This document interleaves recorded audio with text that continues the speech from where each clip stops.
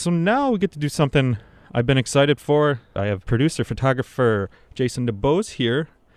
He's going to be helping produce a jazz documentary. He joins me today to get the word out about his documentary entitled The Music Never Dies. I'm quite interested in this myself as it tells a story of the lives of under-recognized jazz and blues musicians. It is actually a crowdfunded film, so up front I wanted to let you guys know how you could find more information. He has a really well-produced YouTube video up. It's entitled The Music Never Dies, and they have a campaign running on Indiegogo, which is INDIEGOGO, and he manages a Facebook and Twitter page. So let's see if we got the audio levels.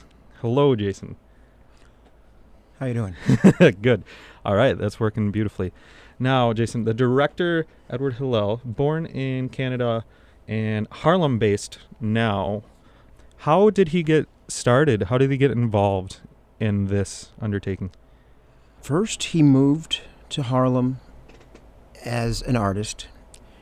His studio is in Harlem to this day. He's actually based in Manhattan, or Lower Manhattan, I should say. And he wrote as an very early in his career. He was a music journalist, and he had an interest in jazz at that time, and wrote a couple of reviews, a handful of articles about new jazz records and live jazz performances. And as a result, that interest was already sort of percolating in his mind. And then as a visual artist, he is a highly accomplished painter.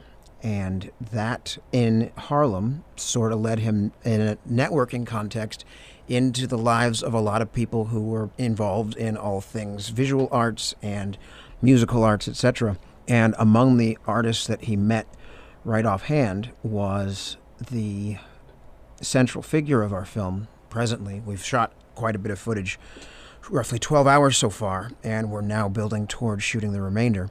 But he met Jimmy Norman, who's known as the composer and essentially the songwriter behind quite a lot of decently known popular music, who spent most of his career as a jazz musician. And he got to learn his story regarding the very controversial situation of Jimmy Norman's having written the music, a song that the Rolling Stones are known for. He wrote Time Is On My Side. Wasn't that their first hit in the States? It was. Top 10? Yeah. The Rolling Stones were pretty well established in England by that time, but they had not yet had a U.S. top 10 hit before Time Is On My Side. Jimmy Norman wrote the lion's share of the lyrics of Time Is On My Side, and as a result, he was paid something like $150 outright and handed over the lyrics that he contributed, which is essentially everything beyond just the name, Time Is On My Side, which is repeated ad nauseum. And then You Come Running Back to Me, that was already written. Every other word you hear in the song comes from Jimmy Norman's pen, and he passed the song off to a fellow named Jerry Ragavoy, who is a longtime Stones producer, and he also was a songwriter himself, and he was responsible for the misappropriation of the credits in such a way that early copies of the record actually have Jimmy Norman's name as J. Norman and have the alias of Jerry Ragavoy listed as N. Mead. His pseudonym as a lyricist was Norman Mead. And then slowly, the fact that Norman is common to both of them, he used that to slowly bring the two names Jimmy Norman, Norman Mead, J. Norman, N. Mead together to what ended up just becoming Norman Mead. And the result was all of the royalties due to what would essentially have been two songwriters ended up being due to only one. And then, of course, the Stones, as performers of it, they got their nice fat share of it, and they proceeded to perform it ad nauseum all over the world. It's all over, you can hear it in advertising, you can hear it in movies. It's really done quite a lot for them, as much as many other songs, but you could literally call it the first time anyone in America went, hey, the Rolling Stones, huh? These folks may have some potential. They may have a little bit of a career ahead of them. Yeah, that song is almost, at this point, cliche, kind of like you can't always get what you want. And sometimes you can't get away from it on a blockbuster film. That would be one of their go-to songs. It's in that vein of songs. Like it's Yeah. one that Scorsese would use to make a certain amount of drama. We're talking about Jimmy Norman, who is one of the central figures in the film.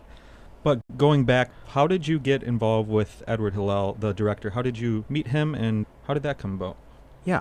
Edward and I actually were lucky enough. I suppose I had the role of being the luckier one at the time. I was working for a larger production company based in Beverly Hills. I'm from Pasadena, California.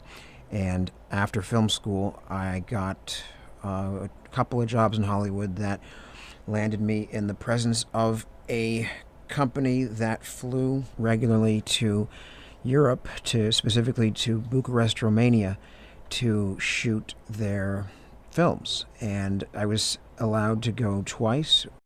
The itinerary involved 3 planes. One plane, Los Angeles, New York. The next plane, New York, Paris. The third plane, Paris, Bucharest. And the second plane was the plane on which Edward and I were placed in seats immediately next to each other. And the next thing we know, we have a transatlantic flight to get to know each other. And we figured out, he's already a documentarian and I'm already working in filmmaking. And we just stayed in touch. We didn't treat it as this is the beginning of a contract. We treated it as you're someone who has interests that are similar to mine. Let's see where both of our endeavors go, and we'll figure out if we may be able to work together at some point.